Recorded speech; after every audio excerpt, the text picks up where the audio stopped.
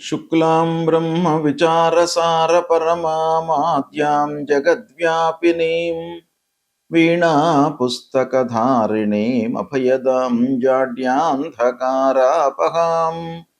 हस्ते स्फाटिकमालिकां विदधतीं पद्मासने संस्थितां वन्दे तां परमेश्वरीं भगवतीं बुद्धिप्रदां शारदां।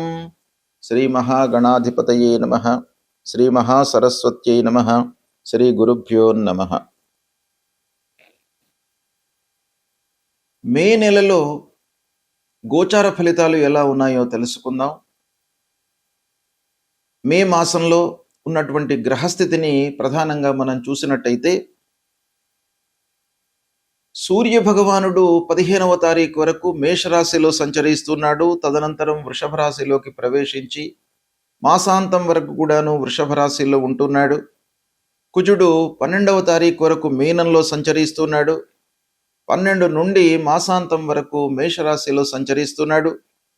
బుధుడు 1వ తారీఖు నుండి మేషంలో సంచరిస్తున్నాడు.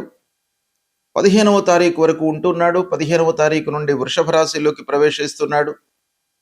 29వ తారీఖు వరకు వృషభంలో ఉంటున్నాడు. 29 నుండి మాసాంతం మిథున రాశిలో ఉంటున్నాడు బుధుడు. గురువు మిథున రాశిలో సంచరిస్తున్నాడు.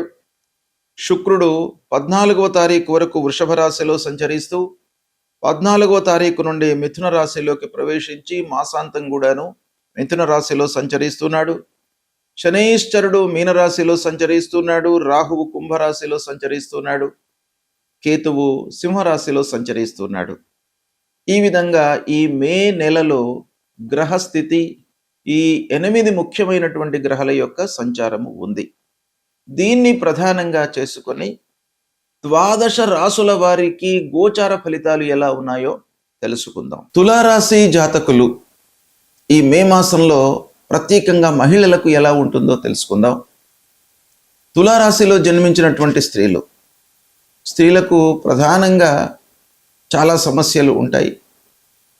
అంటే అన్ని విధాలుగా పిల్లల విషయంలో కానివ్వండి, భర్త విషయంలో కానివ్వండి, భర్త చేస్తున్నటువంటి వ్యవహారము, వ్యాపారము, పిల్లలు, వాళ్ళ యొక్క పెంపుదల, వాళ్ళ స్థిరత్వము, కుటుంబ వ్యవహారాలు, బాధ్యతలు, ఇలా ఎన్నెన్నో విషయాలపై వాళ్ళ మనస్సు అనేటువంటిది తిరుగుతూ ఉంటుంది. కాబట్టి స్త్రీలకు ముఖ్యంగా అన్యోన్యత, స్థిరత్వము, మానసిక బలము చాలా అవసరం అన్ని విధాలుగా.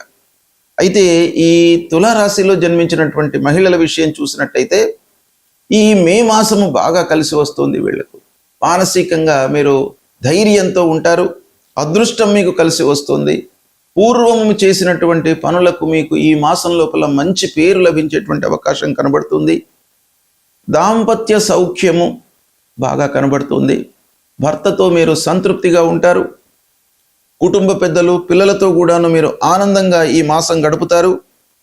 ఇక ఉద్యోగం చేస్తున్నటువంటి స్త్రీల విషయం ఆలోచించినట్టయితే వాళ్ళు చేస్తున్నటువంటి వర్క్ ప్లేస్ లోపల గౌరవ మర్యాదలు లభించేటువంటి అవకాశం కనబడుతుంది. వ్యాపారం చేస్తున్నటువంటి మహిళలకు కూడాను రావాల్సినటువంటి డబ్బు చేతికి అందుతుంది. సంతృప్తిగా ఉంటారు. చేతిలో డబ్బు ఉంటుంది గనక ఒక ధైర్యము ఉంటుంది వీరికి. తర్వాత కొత్త ఒప్పందాలు కూడాను చేసుకునేటువంటి అవకాశం కనబడుతుంది.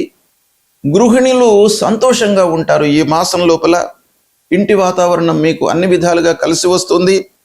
విద్యార్థినులకు మంచి ఫలితాలు. పోటీ పరీక్షలలో మీరు మంచి స్థాయిలో నిలుస్తారు. మంచి ర్యాంకులో నిలిచేటువంటి అవకాశాలు బాగా కనబడుతున్నాయి. ఓవరాల్గా పరీక్ష లోపల విజయాన్ని పొందేటువంటి అవకాశం బాగా కనబడుతుంది. ఆరోగ్యం నిలకడగా ఉంటుంది. ధన లాభము, రావాల్సినటువంటి డబ్బు మీకు చేతికి అందుతుంది. కొత్త ఆదాయ మార్గాలను కూడాను మీరు అన్వేషిస్తారు. అందులో సఫలీకృతులయ్యేటువంటి అవకాశం కూడాను బాగా కనబడుతుంది. అయితే ఒక పక్కన కొన్ని ఖర్చులు పెరిగేటువంటి అవకాశాలు ఉన్నాయి. కొంత దాన్ని మీరు కట్ డౌన్ చేసుకున్నట్టయితే అన్ని విధాలుగా మీకు కలిసి వస్తుంది. పిల్లల విషయంలో చాలా చొరవ తీసుకుంటారు. అన్ని విధాలుగా వాళ్ళ సెటిల్మెంటు, వివాహాది శుభకార్య ప్రయత్నాల విషయం లోపల కూడాను మీరు చాలా సంతోషంతో స్టెప్స్ తీసుకునేటువంటి అవకాశాలు బాగా కనబడుతున్నాయి. వివాహం కొరకై ప్రయత్నం చేస్తున్నటువంటి స్త్రీలకు ఈ మాసంలో వివాహం నిశ్చయం అవుతుంది. సంతానం కొరకై ఎదురు చూస్తున్నటువంటి వాళ్ళకు కూడాను ఈ మే మాసంలో సంతానము అవుతుంది. ప్రయాణాలు అనుకూలిస్తాయి. ఆధ్యాత్మికత మీ లోపల బాగా పెరుగుతుంది. భక్తి ప్రపత్తులతో ఈ మాసంలో మీరు ఓవరాల్గా సంతృప్తిగా ఉంటారు. గౌరవ మర్యాదలు పెరుగుతాయి. శత్రువులపై విజయము మీకు చేకూరుతుంది. ముఖ్యంగా ఇంటి వాతావరణము మీకు చాలా సంతృప్తిగా ఉండడం మూలకంగా మీ లోపల ఒక ధైర్యం అనేటువంటిది పెరుగుతుంది.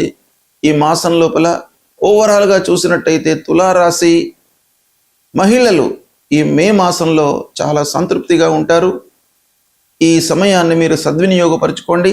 గ్రహస్థితి ప్రతికూలంగా ఉన్నప్పుడు మనము చేయవలసినటువంటి కర్తవ్యం ఏంటంటే పరిహారాలు చేసుకోవడము, భగవంతుడి యొక్క అనుగ్రహాన్ని పొందడము.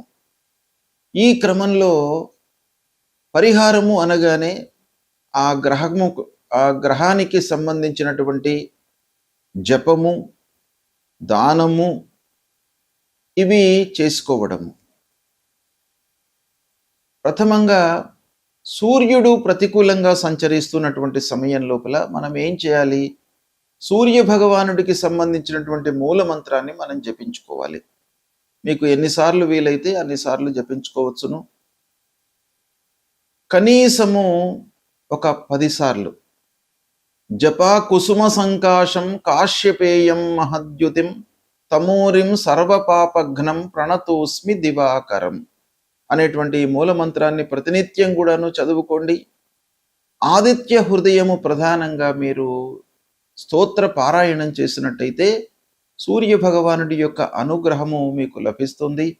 తద్వారా ఆరోగ్యము, మీ లోపల ఒక సంతోషము, ఆనందము, శారీరక రుగ్మతలు లేకుండా ఉండడము, ఇలాంటివన్నీ కూడాను ఆ సూర్య భగవానుడి మూలకంగా మీకు సమకూరుస్తుంది. కాబట్టి సూర్యుడికి సంబంధించినటువంటి చేయండి. గాయత్రి ఉపాసన చేయండి. సూర్య నమస్కారాలు చేయండి. సూర్యుడికి అర్ఘ్య ప్రదానం చేయండి. ఇవి చేసినట్టయితే మీకు ఆరోగ్య సమస్యలు లేకుండా ఉంటాయి. ఆరోగ్యమే మహాభాగ్యం కాబట్టి సూర్యుడి యొక్క సంచారము మన పైన చాలా ప్రభావాన్ని చూపిస్తుంది. డైరెక్ట్గా మనకు ఆరోగ్యం పైన, ఆరోగ్యం ద్వారా మిగతావన్నీ కూడాను లింక్ అయి ఉంటాయి. కాబట్టి ప్రథమంగా ఆరోగ్యానికి ఉండడానికి సూర్య భగవాను మీరు సంతృప్తి కొరకై ఈ స్తోత్ర పారాయణం చేసుకోండి. అదేవిధంగా అంగారకుడు ప్రతికూలంగా ఉన్నప్పుడు, అంగారకుడు 3, 6, 11 స్థానాల లోపలనే మనకు అనుకూలమైనటువంటి ఫలితాలను ఇస్తాడు. కనుక అంగారకుడు ప్రతికూలంగా ఉండడానికే ఎక్కువ అవకాశాలు ఉంటాయి. కాబట్టి అంగారకుడిని ప్రీతి చేసుకోవడానికై, అంటే కుజగ్రహమును ప్రీతి చేసుకోవడానికై అధిష్టాన దేవత అయినటువంటి ఆ సుబ్రహ్మణ్య స్వామిని పూజించండి. సుబ్రహ్మణ్య స్వామిని పూజించడం మూలకంగా మీ లోపల కోపోద్రేకాలు, అసహనము ఇవి లేకుండా ఒక సమతుల్యతతో మీ మానసిక స్థితి ఉండేటట్టుగా ఆ భగవంతుడి యొక్క అనుగ్రహం కలుగుతుంది. కాబట్టి ఆ సుబ్రహ్మణ్య స్వామిని కొలవండి. ప్రతినిత్యం కూడాను ధరణీ గర్భ సంభూతం విద్యుత్ కాంచన సన్నిభం కుమారం శక్తిహస్తంచ మంగళం ప్రణమామ్యహం అనేటువంటి మూల మంత్రాన్ని ప్రతినిత్యం కూడాను చదువుకోండి. ఇక బుధుడు ప్రతికూలంగా ఉన్నప్పుడు, బుధుడు ముఖ్యంగా మనకు ఆలోచన, మన సమయస్ఫూర్తితో తీసుకునేటువంటి నిర్ణయాలపైన ప్రభావాన్ని చూపిస్తాడు. వ్యాపారం పైన ప్రభావాన్ని చూపిస్తాడు. కాబట్టి ఆ బుధుడి యొక్క అనుగ్రహం కావాలి. మంచి స్థితి లోపల మనకు ఒక ఉండడానికై ఆ బుధుడి యొక్క అనుగ్రహం కావాలి. కాబట్టి ఆ బుధుడికి సంబంధించినటువంటి అధిష్టాన దేవత విష్ణుమూర్తి ప్రతినిత్యం కూడాను ఆ శ్రీమన్నారాయణుణ్ణి మీరు స్తోత్రం చేయండి. విష్ణు సహస్రనామ పారాయణం చేసుకోండి. ఒకవేళ మీకు విష్ణు సహస్రనామ పారాయణం చేసుకోవడానికి సమయం లేనట్టయితే ఒక శ్లోకం అందులో నుండి వనమాలి గదీ శారంగి శంకీ చక్రీ చ నందకి శ్రీమాన్ నారాయణోర్ విష్ణు వాసుదేవోభిరక్షతు అనేటువంటి ఆ మూల మంత్రాన్ని ప్రతినిత్యం కూడాను చదువుకోండి. గురు భగవానుడు గురుగ్రహము ప్రతికూలంగా ఉన్నప్పుడు మనం ఏం చేయాలి? మూలమంత్రాన్ని ప్రతినిత్యం కూడాను చదువుకోండి. దేవానాంచ ఋషీణాంచ గురుంకాంచన సన్నిభం వందనీయం త్రిలోకానాం తం నమామి బృహస్పతిం అనేటువంటి మూలమంత్రాన్ని చదువుకోండి. సద్గురువులను సందర్శించుకోండి. మాతాపితృవులను సేవించండి. తద్వారా మీకు ఆ గురు భగవానుడి యొక్క అనుగ్రహం లభిస్తుంది. ఇక శుక్రుడు మనకు సంతృప్తిని, ఆనందాన్ని ఇచ్చేటువంటి గ్రహము. కాబట్టి శుక్రుడి ప్రీతికై మహాలక్ష్మి అమ్మవారిని మీరు పూజించండి. తద్వారా మీకు అనుకూలత కలుగుతుంది. ఇక ప్రధానమైనటువంటి గ్రహము శనీశ్వరుడు. శని ప్రతికూలంగా ఉన్నప్పుడు తప్పకుండా పరిహారాలు చేసుకోవాలి.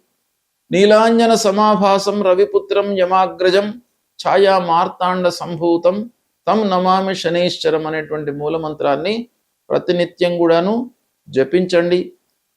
హనుమాన్ చాలీసా పారాయణం చేయండి. నల్లని నువ్వులు, ఇనుప ముక్క, నల్లని నువ్వులతో చేసినటువంటి నూనెను మీరు దానంగా ఇవ్వండి.